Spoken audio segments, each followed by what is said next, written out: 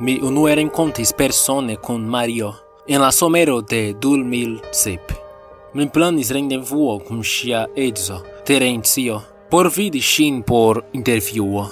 Mario komence konsentis, ĉar mi ne estis gazetisto, sed amatora verkisto kolektanta informoj por kelkaj universitataj taskoj kaj se ĉio iros laŭplane, ankaŭ por kelkaj fikciaĵoj.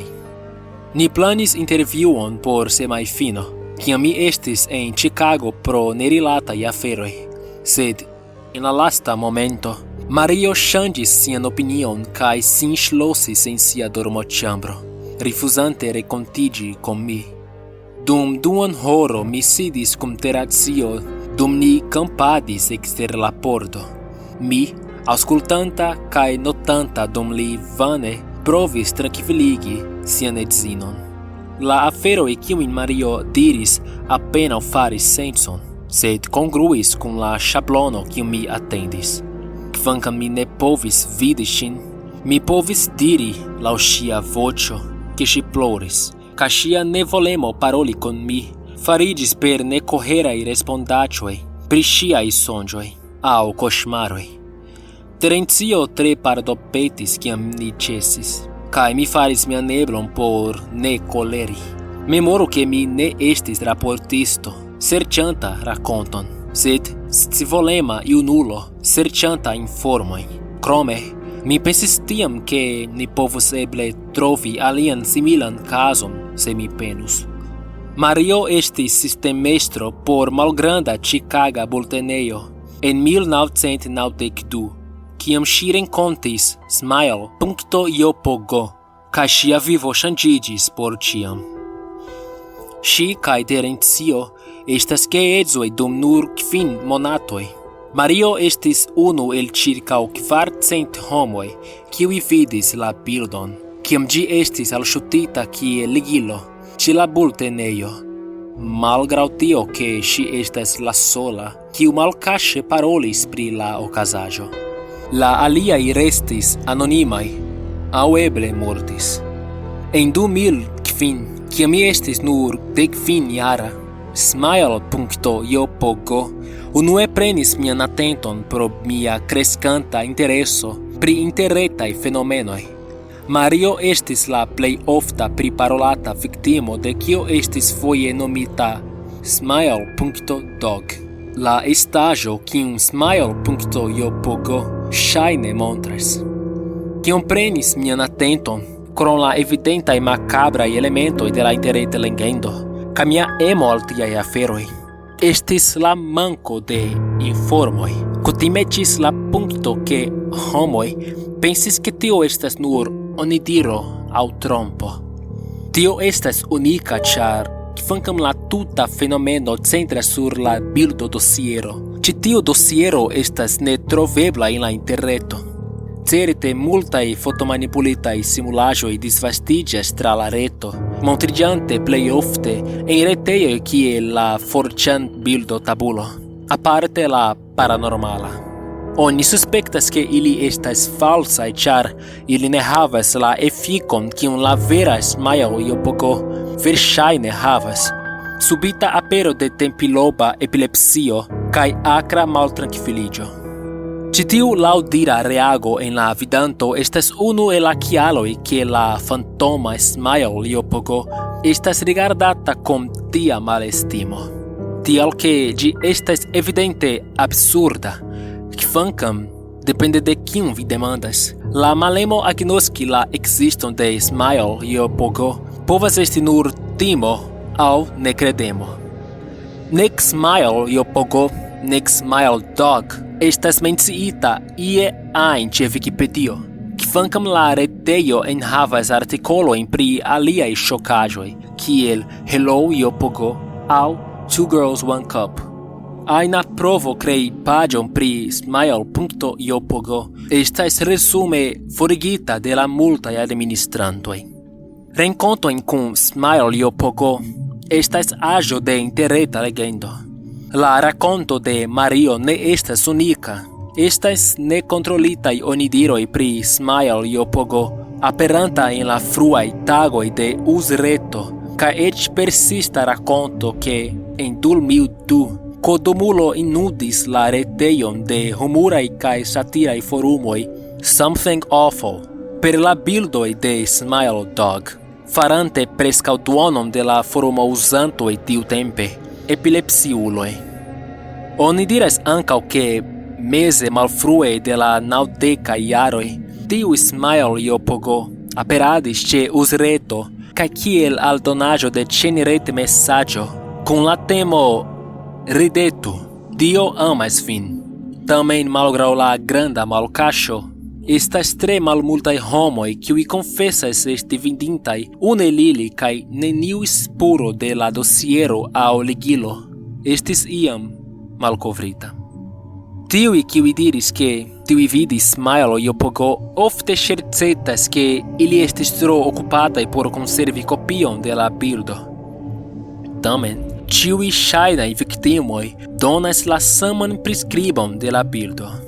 Hundo simila estaĵo, kutime priskribita kiel simila al siberia sledhundo, lumigita de fotilo fulmo, sidanta en malklara ĉambro. La sola fona detalo videbla estas homa mano en la mallumo apud la maldextra flanco de la bildo. La mano estas malplena, sed estas kutime priskribita kiel gestanta. Kompreneble, plej multe da atento estas donita al la hundo aŭ hundeca estaĵo, ĉar unuj viktimoj pli certas ol aliaj pri tio kiun ili vidis.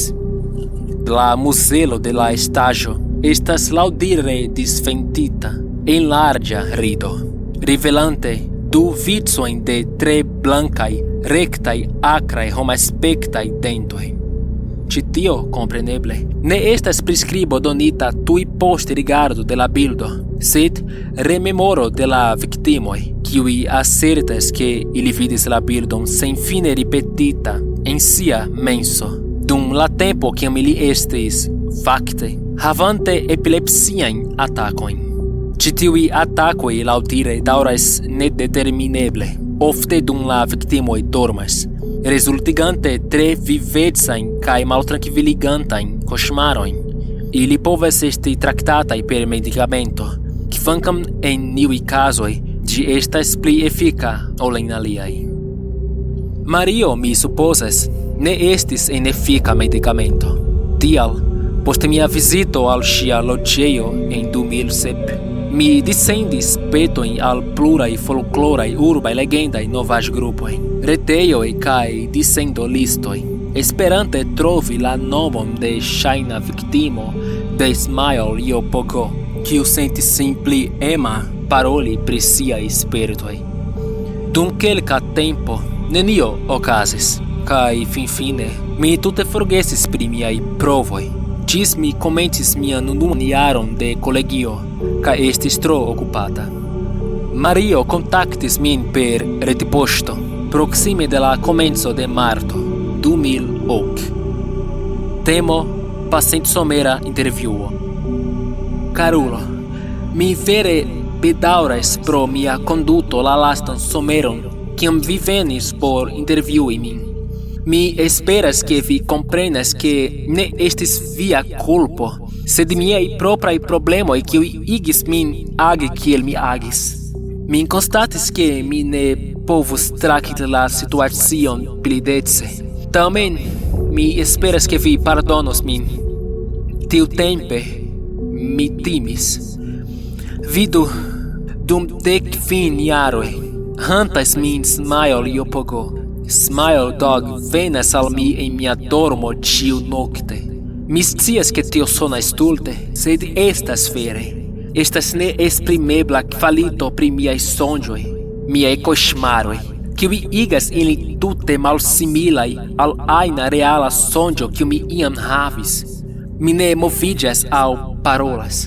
Mi simple rigardas antaŭen, kaj la sola afero antaŭ mi estas la sceno de tiu terura bildo. Mi vidas la gestantan manon, kaj mi vidas Smile Dog. Ĝi parolas al mi. Ĝi ne estas hundo, evidente. Malgraŭ tio ke mi ne bone certas pri kio ĝi vere estas, Ĝi diras al mi ke ĝi lasos min sola nur se mi faros kion ĝi petas. Ĉio kion mi devas fari, ĝi diras, estas disvastigi la vorton. Tiel ĝi faras siajn postulojn, kaj mi tute scias kion tio signifas. Ĝi volas ke mi montru tion al iu alia, kaj mi povus. La semajnon post la okazaĵo, mi ricevis en la poŝto coverton sen revena adreso. Ene estis nur 3/2 disketo. Ne kontrolinte, mi precize sciis kio estis en ĝi. Mi longe pensis pri miaj opcioj. Mi povus montri tion al fremdulo, kunlaboranto. Mi eĉ povus montri tion al Terencio, kiom ajn la ideo naŭzis min. Kaj kio okazus poste? Nu, se Smile Dog plenumus sian parolon, mi povus dormi. Tamen, se ĝi mensogis, kion mi farus? Kaj kiel scii ke io pli malbone ne venus al mi, se mi farus kion la estaĵo petas? Do, mi faris nenion 25 jaroj. Sed mi konservis la disketon kaŝita inter miaj aĵoj. Ĉiu nokte, dum 15 jaroj, Smile Dog venas al mi en mia dormo, kaj postulas ke mi disvastigu la vorton. Dum 15 jaroj mi staras forte, sed estas malfacilaj tempoj. Multe el miaj kunviktimoj ĉe la bultenejo, kie mi renkontis Smile J. ĉesis afiŝi. Mi aŭdis ke kelkaj el ili memortigis. Aliaj restis tute silentaj, simple malaperante de la reto. Ili estas tiuj pri kiuj mi plej zorgas.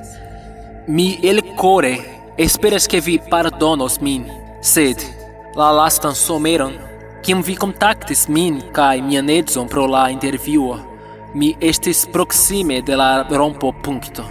Mi decidis ke mi donos al vi la disketon. Mi ne zorgis ĉu Smile Dog mensogas aŭ ne. Mi volis ke tio finiĝu. Vi estis fremdulo, iu kun kiu mi ne havis kunligon, kaj mi pensis ke mi ne sentus malĝojon, kiam vi prenos la disketon kiel parto de via esplorado, kaj sigelos vian sorton. Antaŭ vi alvenis, mi konstatis kion mi faris. Mi konspirantis ruinigi vian vivon. Mi ne povis elteni la penson, kaj fakte mi ancora ne povas. Mi esperas ke ĉi tiu averto malemigos vin de plua esplorado pri Smile J. Vi povas iam renkonti ion kiu estas se ne pli malforta ol mi, do tute pli fia, ion kiu ne hezitos sekvi la ordonojn de Smile Dog. Ĉesu, do vi ankoraŭ povas. Sincere, Mario. Terencio kontaktis min poste tiun monaton, kun la novaĵo ke lia edzino memortigis. Purigante la diversajn aferojn kiun ŝi postlasis, fermante retpoŝtajn kontojn kaj tiel plu, li hazarde ekvidis la supra mesaĝon. Li estis viro en mizero. Li ploris kiam li diris al mi ke mi sekvu la konsilon de lia edzino. Li trovis la disketon. Li malkaŝis, kaj bruligis ĝin, ĝis ĝi estis nur fetora amaso da nigriĝinta plasto. La parto kiu plej maltrankviligis lin, tamen, estis kiel la disketo siblis dum ĝi fandiĝis, kvazaŭ ia besto, li diris. Mi konfesos ke mi estis iom necerta pri kiel respondi al tio. Komence mi pensis ke tio estis eble ŝerco, kun geedzoj malfrue ludantaj kun la situacio, por kolerigi min. Rapida kontrolo ĉe la diversaj nekrologoj de Chicago novaĵoj tamen pruvis ke Mario ja mortis. Estis kompreneble nenia mencio al memortigo en la artikolo. Mi decidis ke dum almenaŭ iom da tempo mi ne plu serĉos pri la temo Smile J. Precipe ĉar mi havis finaj ekzamenoj fine de majo. Sed la mondo havas strangajn manierojn nin testi. Prescau tutan iaron post kiam mi revenis de la catastrofa intervjuo kun Mario, mi ricevis alian retmesaĝon.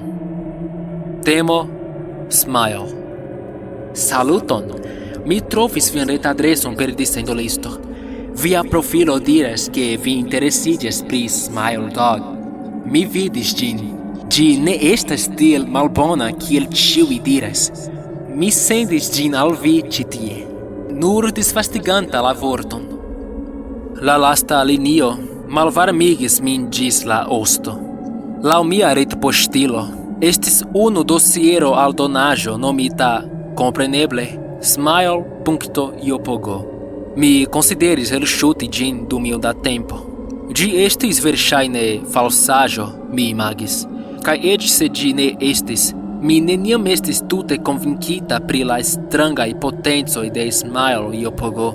La caso de Mario maltrankviligis min, jes, sed ŝi probable estis mense malekvilibra ĉiuokaze. Post ĉio, kiel simpla bildo povus fari tion kiun Smile.jpg ŝajne faras? Kia estaĵo estis ĝi, kiu povas rompi ies menson per nura rigardo?